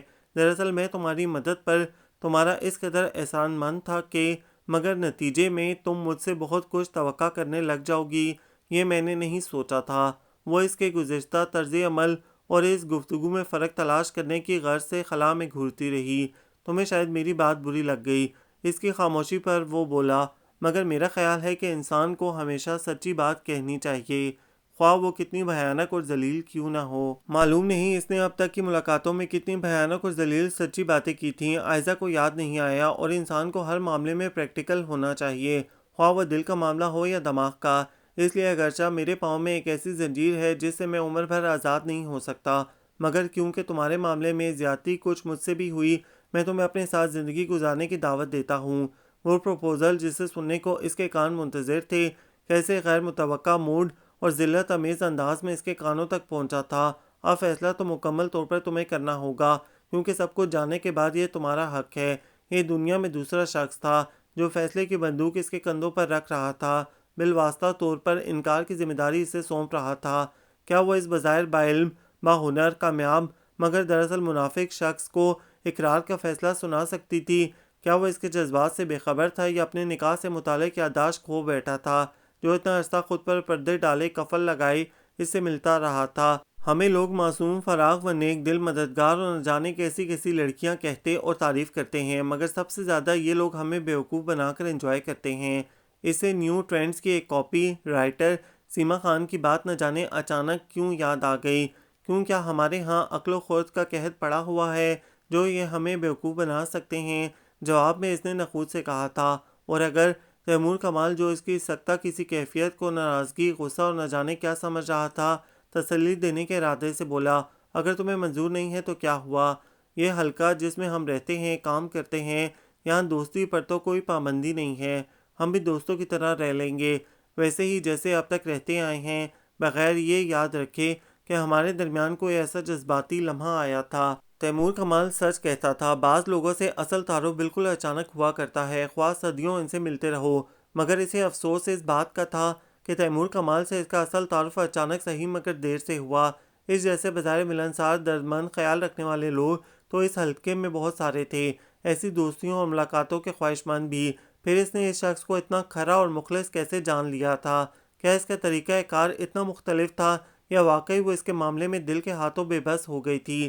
وہ کوئی فیصلہ نہ کر پائی، اور وہ حلقہ جس میں وہ رہتے اور کام کرتے تھے، پھر اسے ایک نیا خیال آیا، اور وہ تربیت اور اخلاق جو امی اور پھپھو نے اسے دیا تھا، جو نجیب الطرفین خاندانوں کی علامت سمجھا جاتا تھا، اس کی حالیہ زندگی اس معیار پر کتنا پورا اترتی تھی جو امی نے اس کے لیے بنائی تھی۔ اگلے کئی روز تک وہ گھر میں پڑی صورتحال کا تجزیہ کرتی رہی۔ یہ گھر، اس نے عرصہ بعد ذرا نظریں کھول کر گھر کو دیکھا تھا، اجڑا ویران اور بے ترتیب گھر، اداس ملول کمزور اور تنہا باپ، وہ کیوں ہو کیئرز کے نعرے لگاتی عمل کی آگ میں کود پڑی تھی۔ اس دنیا میں جس سے اس کا سرے سے کوئی تعلق بنتا ہی نہیں تھا، خاموش بے نیاز قناعت پسند، فقیرانہ چولے اوڑے، اخلاقی اقدار اور خاندانی روایات کا پرچار کرنے والی عائزہ کیانی کو پیچھے چھوڑ کر اس نے کاہے کو خود کو اس زندگی میں جھونک دیا تھا جہاں ایک نگاہ غلط پڑ جانے پر بھی پہلے والی عائزہ کیانی کی بے عزتی ہو سکتی تھی۔ کاش عمر کی باتوں کو اس نے چیلنج نہ بنا لیا ہوتا، وہ اسے ریجیکٹ کر رہا تھا، کرتا رہتا۔ اس کی شخصیت سے کون سا ہیرا اس نے نوچ ڈالا تھا جسے واپس سجانے وہ کمر بستہ ہو کر باہر نکل گئی تھی۔ پچھتاووں کے ایک ہجوم نے یکایک اسے آن گھیرا تھا۔ کیا ایک صرف جذباتی دھچکا انسان کو پچھتاووں میں مبتلا کرنے کے لیے کافی ہوتا ہے؟ پھر اس نے خود سے سوال کیا، امی اور پھپھو کے ہاتھوں تربیت حاصل کرنے والے انسان کے لیے یقیناً وہ باعمل عائزہ کیانی بننے کے بعد کا ایک ایک لمحہ یاد اور اپنے تجزیے کرتی رہی۔ بدل جانے کی خواہش میں اس نے جسم و روح کے مالیکیولز تک بدل ڈالے تھے، اپنی اصل کو مار کر دنیا کی نظروں اور ان باتوں کا سامنا کیا تھا جو کبھی سے واہیات اور لغو لگا کرتی تھیں۔ اس کے ہاتھ کیا آیا تھا؟ ایک بہت کم عرصہ قائم رہنے والی شہرت، رسالوں اخباروں میں چھپی چند تصویریں، اکا دکا interviews, N P T, Islamic bomb, وسطی ایشیائی تعلقات، ایڈاپٹیشیا کے قیام کے محرکات اور ایڈورٹائزنگ بزنس سے متعلق چند مقالے، کچھ سیمینار۔ سارہ احمد کا اعتراف، واقعی عائزہ تم تو بہت باصلاحیت اور جینیس ہو۔ کیا اتنے چھوٹے چھوٹے اعزازات کے لیے اس نے خود کو اتنا بدل ڈالا تھا کہ اب اپنی شناخت بھی مشکل ہو رہی تھی، اور وہ شخص جسے نیچا دکھانے کی خواہش میں وہ اس دنیا میں نکلی تھی، جس کا سر جھکانے کے لیے تیمور کی ہمراہی کی خواہش کرنے لگی تھی، اب تک کتنا بے نیاز تھا۔ پچھلے کچھ عرصے سے تو اس سے اکا دکا ملاقاتیں بھی مفقود ہو چکی تھیں۔ وہ اسلام آباد میں تھا اور باقاعدگی سے روزانہ کے اخبار میں اس کا فرام دی پریس گیلری شائع ہو رہا تھا، مگر اس کی لاہور آمد اتنی بے قاعدہ ہو چکی تھی کہ بابا کے بقول وہ اس کی صورت کو بھی ترسنے لگے تھے۔ گھر میں چھائے سناٹے اور ویرانی سے گھبرا کر اس نے پہلے کی زندگی میں واپس آنے کا فیصلہ کرنے کی ٹھانی۔ وہ ماضی کی ہر کھڑکی بند کر دینا چاہتی تھی، تعلقات اور تصورات کے ان گنت حیولوں اور یادوں کے بے شمار ہجوموں کی چتائیں جلا دینا چاہتی تھی۔ ایک شخص، تیمور کمال کی کہی چند آخری باتوں نے اس کی زندگی پلٹ دی تھی۔ بابا خوش تھے کہ گھر آہستہ آہستہ پھر سے ترتیب پانے لگا تھا۔ وہ ان کے پاس بیٹھے ان سے باتیں کرنے لگی تھی، اسی گھریلو لباس اور سمٹے ہوئے بالوں کے ساتھ، شفاف آنکھوں اور صاف ستھرے چہرے کے ساتھ۔ مگر ان کو یہ خوشی اس وقت عارضی معلوم ہوئی جب ان کے بھانجے عمر حسن، جس کو ایک زمانہ ہوا انہوں نے اپنا بیٹا کہا تھا، نے ان سے شہر کے بعد ملک چھوڑ دینے کی اجازت مانگی۔ میں امریکہ جانا چاہتا ہوں مزید پڑھنے کے لیے۔ وہ یہ کہتے ہوئے سنجیدہ اور دل شکستہ لگ رہا تھا۔ وہ ہمیشہ کی طرح اس کو ایسا کرنے سے روکنا چاہتے تھے، مگر انہیں معلوم تھا کہ وہ اپنی بات کا پکا تھا۔ عائزہ نے عرصہ پہلے لاشعوری طور پر عمر حسن سے دستبردار ہونے کا فیصلہ کر لیا تھا، مگر یہ معاملہ بابا کی آزردگی اور ملول کا تھا۔ وہ بہت عرصے کے بعد اس کے کمرے میں آئی تھی۔ اس کے کمرے کی وارڈروب کا پرد باہر سے تصویری خبرنامہ بنا رہتا تھا۔ وہ اب بھی دلچسپی سے اس تصویری خبرنامے کو دیکھ رہی تھی۔ پیئرز ڈی کویار کی جگہ بطروس غالی نے لے لی تھی۔ جارج بش کے چہرے پر بل کلنٹن کی تصویر سج چکی تھی۔ تشدد اور بربریت کے کارنر سے افغان مجاہدین کی تصویر غائب اور بوسنیا ہرگوزنیا کے بے بس بچوں کی تصویر کا اضافہ۔ بابری مسجد ڈھانے کے خلاف دنیا میں بلند ہونے والی آوازوں کی تصویریں چسپاں تھیں۔ وقت کتنی جلدی بدل جاتا ہے، اس نے خود سے کہا اور پیچھے مڑ کر دیکھا۔ وہ اسے یوں اچانک اپنے کمرے میں دیکھ کر حیران رہ گیا تھا۔ عرصہ پہلے وہ اس کے کمرے میں آیا تھا اور کہنے والی بات سے پہلے بے مقصد ادھر ادھر کی ہانکتا رہا تھا۔ پہلے اس کا دل بھی چاہا کہ وہ ادھر ادھر کی باتوں میں کچھ وقت گزار دے، مگر پھر اس نے کہنے والی بات کہہ دینے کا فیصلہ کر لیا۔ تم باہر جانا چاہتے ہو؟ جانا چاہتا نہیں، جا رہا ہوں، وہ سر جھکا کر بولا۔ بابا کو تم نے بتایا تھا یا اجازت مانگی تھی؟ معلوم نہیں، بس کہہ دیا تھا۔ تمہیں معلوم ہے کہ انہیں بہت دکھ ہوا ہے، میں ان کو پہلے بھی کوئی خوشی دینے سے قاصر ہی رہا ہوں۔ ایک دکھ اور سہی، وہ ہلکی آواز میں بولا، مگر تم کیوں جانا چاہتے ہو؟ تم تو اس ملک کے 12 کروڑ عوام کے اصل حقوق واپس دلانے کی جنگ میں شریک ہونے کا دعویٰ کرتے تھے۔ اس نے جھنجلا کر کہا، بے عقلی کے زمانے میں کہی گئی باتوں اور دعووں کو نبھانے کے پیچھے کوئی کہاں تک خوار ہوتا ہے، تو اب تم بے حد عقل مند ہو چکے ہو۔ اس نے سنزن کہا، نہیں، میں ایسا دعویٰ نہیں کر سکتا، مجھے اب خود پر اعتبار نہیں رہا۔ اس نے اعتراف کیا، مگر لوگ تو کہتے ہیں کہ تم صرف خود کو عقل مند سمجھتے ہو، دوسرے کسی کو نہیں۔ لوگوں کا کیا ہے، وہ تو اور بھی بہت کچھ کہتے رہتے ہیں۔ اور وہ سر اٹھا کر غور سے اسے دیکھتے ہوئے بولا، عمر، کیا واقعی تمہیں بابا کے جذبات کا کوئی احساس نہیں؟ ٹھیک ہے کہ تم دوسروں کی خواہشات اور احساسات پر قربان ہو جانے کی بات کو نہیں مانتے، مگر اس نے گھبرا کر ایک جذباتی بات کرنے کی صحیح کی، نہیں عائزہ، اس نے اس کی بات کاٹ دی۔ اب جب کہ میں جا ہی رہا ہوں تو مجھے کچھ باتیں کہہ لینے دو جو میں کسی ایک سے کہنا چاہتا تھا، اگرچہ تم سے نہیں۔ اس نے اسے دیکھا، مگر اب خیال آیا ہے کہ تمہارے علاوہ دوسرا ہے ہی کون؟ وہ خاموش ہوا۔ ایک وقت تھا، کچھ توقف کے بعد وہ پھر بولا، جب میں واقعی خود کو سپر جینیس سمجھا کرتا تھا، ارد گرد کے لوگوں میں سب سے بلند ماورا اور نہ جانے کیا کیا، اس میں شاید میری اعلیٰ ذہنی صلاحیتیں، ماموں جان کی بے جا حوصلہ افزائی، کام کرنے کے لیے منچاہا میدان مل جانے اور خود کو منوا لینے میں بہت جلد کامیابی حاصل ہو جانے کا کمال تھا۔ میرے پاؤں زمین پر ٹکتے ہی نہیں تھے۔ قلم کی طاقت اور قدرے آزاد پریس کا گھمنڈ کچھ ایسا دماغ میں سمایا کہ لوگوں کی شخصیتوں پر نوکے قلم چلا کر زخمی شخصیات کو دیکھنے میں مزہ آنے لگا۔ بڑے بڑے لوگوں کو اپنی خوش آمدید کرتے دیکھ کر مزید گھمنڈ دماغ میں سما گیا۔ دوست احباب کی تعریفیں، اس پر متضاد میں بھول ہی گیا کہ انسانی جذبے اور محبتیں، تعلقات اور توقعات بھی کوئی چیز ہوتی ہیں۔ ایک من چاہی آزاد زندگی گزارنے کی خواہش میں دوسروں کی، ان کی جو مجھ سے قریب تھے، سب کی خواہشات روندا ہی چلا گیا۔ میں نے ماموں جان کی کسی خواہش کا احترام نہیں کیا۔ امی اور ممانی جان نے زندگی بھر میں مجھ سے صرف ایک خواہش کا اظہار کیا تھا، صرف ایک فرمائش۔ اس وقت میرے غلط تصورات مجھ سے کہتے تھے کہ تم میرا معیار نہیں ہو، تم میں ایک بھی ایسی خوبی نہیں جو میرے خیال میں میری زندگی کی ساتھی میں ہونی چاہیے۔ ماڈرنزم، 21ویں صدی، آج کی عورت اور نہ جانے کیا کیا کے نعرے بلند کرنے والا اپنی ذاتی زندگی اتنی برعکس گزارے، یہ کیسے ممکن تھا؟ میں نے پہلی بار چالاکی یہ کی کہ انکار کا ذمہ دار تمہیں ٹھہرا دیا۔ مجھے معلوم تھا کہ میری وہ باتیں سن کر تم خود ہی انکار کر دو گی۔ میں عورت کی نفسیات کے بارے میں اتنا تو ضرور جانتا تھا کہ وہ خواہ کیسے ہی حالات میں زندگی کیوں نہ گزارے، کیسے ہی ماحول میں کیوں نہ رہے، ہمیشہ مرد کی اپنی رضا سے قبول ہونے کی خواہش کرتی ہے۔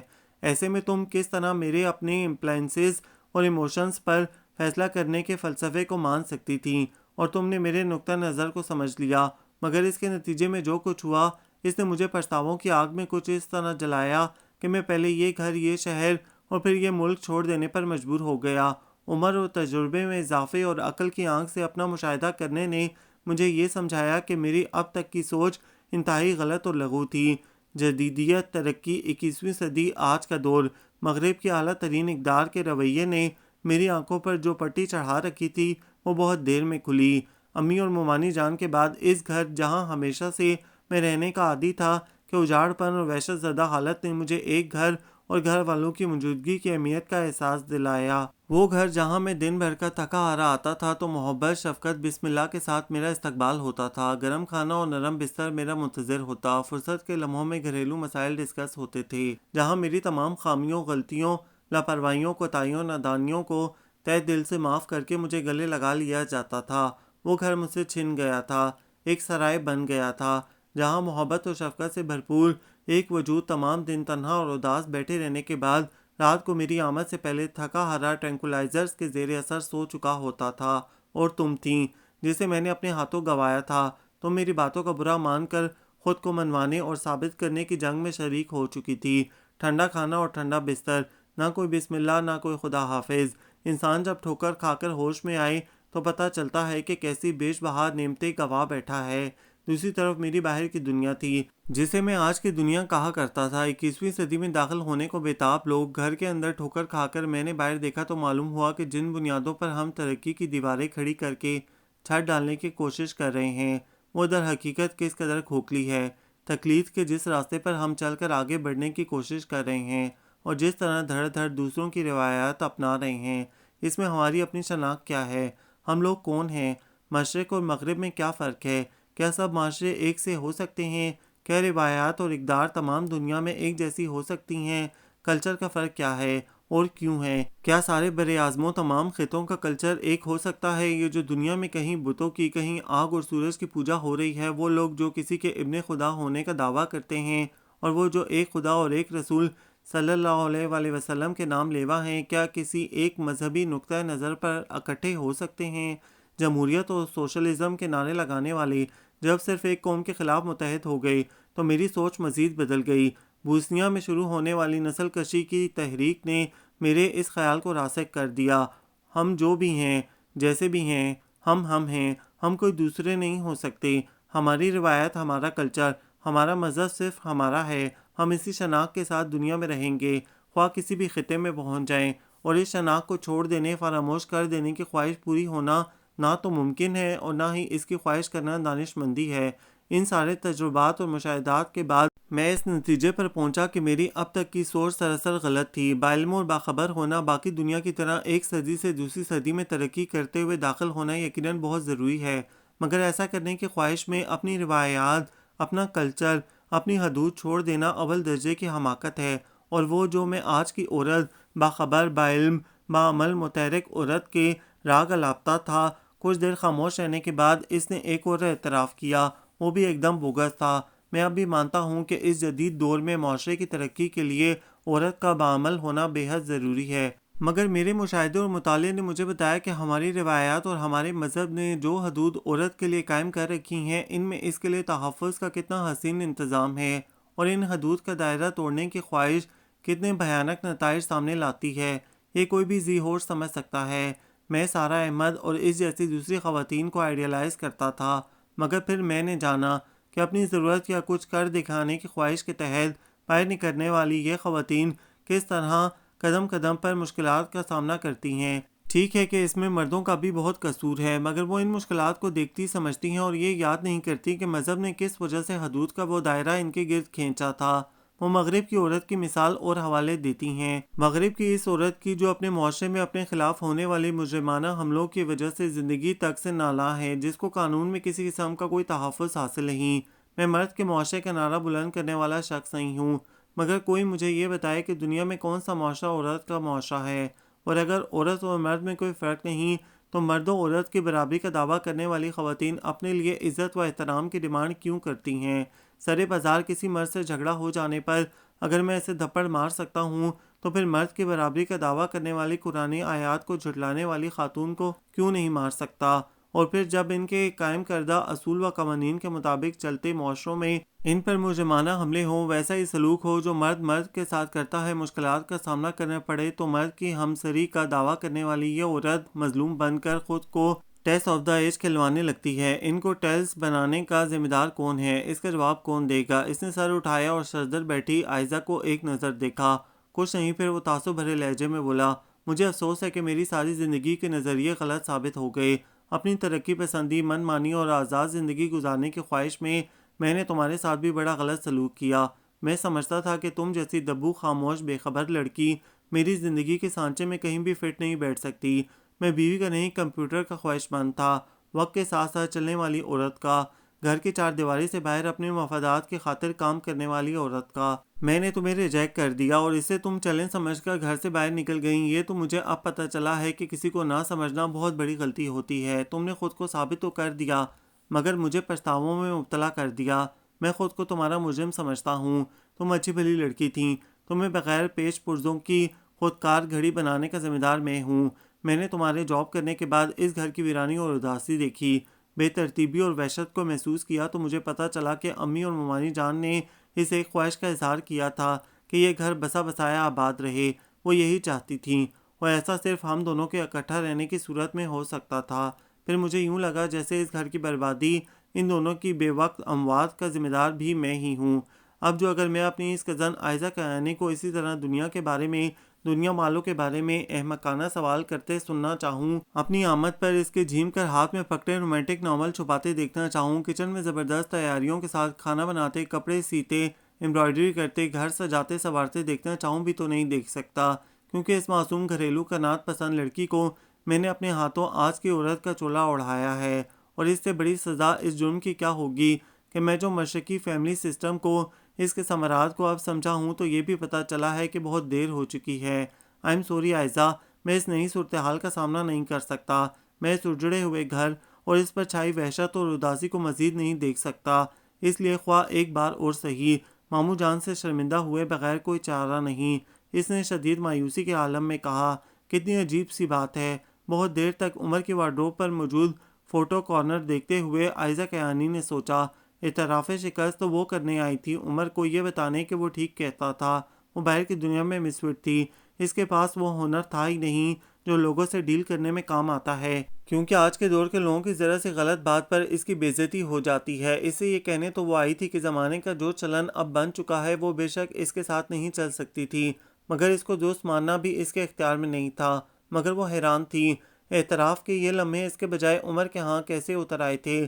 وہ تو بابا کی خوشی اور سکون کی خاطر، اس سے وقتی مصالحتوں کی خاطر ایک مصنوعی تعلق جوڑنے کی درخواست کرنے آئی تھی۔ وہ غلط تھا اور اب وہی چاہنے لگا تھا جو امی اور پھوپھو چاہتی تھیں۔ یہ اعتراف اس کے کانوں میں کیسے پڑ گیا تھا؟ وہ تو اپنی حماقتوں کی سزا کے طور پر بن باز کی امید کر رہی تھی۔ یہ راج سنگھاسن اس کے مقدر میں کیسے لکھا گیا تھا؟ یہ دنیا کیسا عجائب خانہ ہے؟ پھر کچھ سمجھ نہ پاتے ہوئے اس نے سر ہلایا۔ جو قدم کامیابی کی امید میں اٹھائیں وہ ناکامیوں کی سمت چلا جاتا ہے، اور ناکامی کے خوف سے ڈر کر سر جھکائیں تو ارد گرد پھولوں کی باز پھیل جاتی ہے، مگر ضروری تو نہیں کہ جو ہم سمجھیں ہمیشہ وہی حقیقت ہو۔ اس نے سامان سمیٹتے عمر کو مخاطب کیا، یہ بھی تو ہو سکتا ہے کہ کسی کی نیکی، کسی کی دعا کے صدقے پچھتاووں سے پہلے ہوش مندی کا ایک سنہری موقع ہمیں مل جائے۔ اتنا کچھ گنوانے کے بعد آج بھی ہمارے پاس ایک موقع ہے اس گھر کو سمیٹنے، دوسروں کی اس خواہش پر جو تجربات کی دلدل سے بمشکل نکلنے کے بعد اب غالباً ہماری اپنی بھی خواہش بن چکی ہے۔ قربان ہونے کا وقت بدل چکا ہے۔ پھر اس نے سامنے کے پکچر کارنر کو دیکھا، کیوں نہ ہم اپنی بے مقصد فضول اناؤں کو قربان کر دیں۔ ہماری وقتی جذباتیت ہمارے بہت سے غلط افعال کا محرک بنتی ہے۔ ناپختگی کے دور میں ہم نظریوں کا ٹوکرا سر پر سجائے پھرتے ہیں، مگر کیا نظریے اور سوچ بھی اس بدلتے وقت کے ساتھ بدل نہیں سکتے؟ کیا انسان کی سوچ یوکلپٹس کے درخت کی طرح نہیں ہوتی جس کی خاکستری چھال سوکھ کر اتر جاتی ہے، اندر سے سبزی مائل گرے تنہ نکلتا ہے، پھر چھال سخت ہو جاتی ہے، پھر تنہ نکلتا ہے۔ اسی طرح سوچ کا بھی ایک عمل ہے۔ تمہاری طرح میری سوچ کی خاکستری چھال بھی سوکھ کر اتر چکی ہے۔ خود کو منوا لینے کی خواہش میں باہر کی دنیا میں کود جانے کے بعد میں نے جانا کہ میری اپنی شخصیت کہیں گم ہو چکی ہے۔ میرے منہ کو کیریئر جو لگا تو معلوم ہوا کہ پرکشش عہدے، موٹی تنخواہ اور عزت و وقار کی چکا چوند نے مجھے آدم خور تو نہیں مگر آدم بیزار اور جھکی ضرور بنا دیا ہے۔ میرے کیے سارے تجربے ناکام رہے دنیا والوں کی نظر میں خواہ کتنا کامیاب ہوں، مجھے معلوم ہے کہ میں نے کیا کچھ گوا کر کامیابی حاصل کی ہے۔ میرا معصوم قناعت پسندانہ دل، میرا سجا سجایا گھر، مجھے اپنا پرانا دل، ہنستا کھیلتا گھر واپس چاہیے۔ عمر پلیز میری مدد کرو۔ اور یقین و بے یقینی کی کیفیت میں ڈولتے عمر حسن کے ہاتھ سے ایک اچھی خاصی جدوجہد کے بعد حاصل کیا ہوا ویزا نیچے گر گیا۔ لان میں تنہا بیٹھے بابا نے ان دونوں کو عمر کے کمرے سے اکٹھے نکلتے اور اپنے قریب آ کر ان کی برسوں پرانی خواہش پر اپنا باہمی رضامندانہ فیصلہ سناتے ہوئے اپنی اب تک کی کوتاہیوں کا اعتراف کیا، تو باپ کے محبت بھرے شفیق دل نے ایک لمحے میں دل کے سارے شکوے بھلا ڈالے۔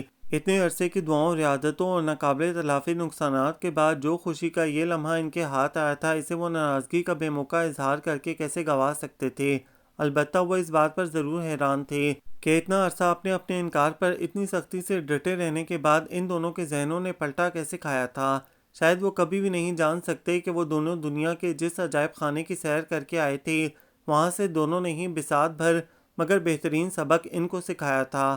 وہ اپنے فیصلوں پر نظر ثانی کرنے اور رائے راست پر آنے کے لیے کافی تھا۔